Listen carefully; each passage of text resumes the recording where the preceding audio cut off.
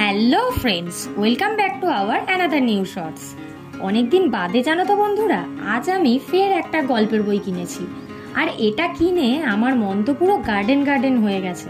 কি জানো তো, একটা সময় আমি গল্পের বইয়ের পুরো পোকা ছিলাম। বিভিন্ন প্রাইজে প্রচুর গল্পের বইও পেতাম, আর সেগুলোকে বইয়ের ভাঁজে রেখে গোগ্রাসে এক নিঃশ্বাসে গিলতাম। তবে ধরা পড়লে কিন্তু কোনো কথাই ছিল না, একটা মারও কিন্তু বাইরে পড়তো না। তবে এখন বিভিন্ন দায়িত্ব কর্তব্য আর একাডেমিক বইয়ের চাপে আমার গল্পের বই পড়ার নেশা প্রায় অর্ধমৃত।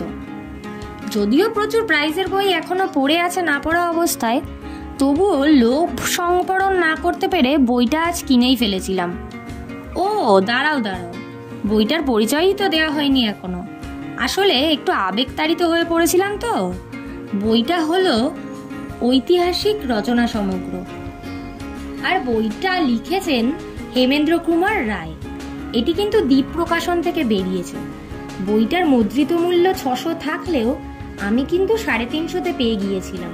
পেজ কোয়ালিটিও বেশ ভালো, সাথে বইয়ের গন্ধটা তো ভুবন ভোলানো।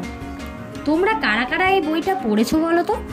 জানিও কিন্তু কমেন্ট বক্সে আমায় কেমন লেগেছে, বা নতুন কেউ যদি কেনো আমাকে কিন্তু জানিও। আমি তো পড়তে শুরু করেছি সবে, দেখি কেমন হয়। চলো আজ তবে আসি, বইটা পড়তে হবে তো। আর আমার এই ভিডিওটা যদি তোমাদের ভালো লেগে থাকে, তাহলে কিন্তু অবশ্যই আমার চ্যানেলটিকে লাইক, শেয়ার অ্যান্ড সাবস্ক্রাইব করে ছড়িয়ে দিও সবার মাঝখানে। বাই।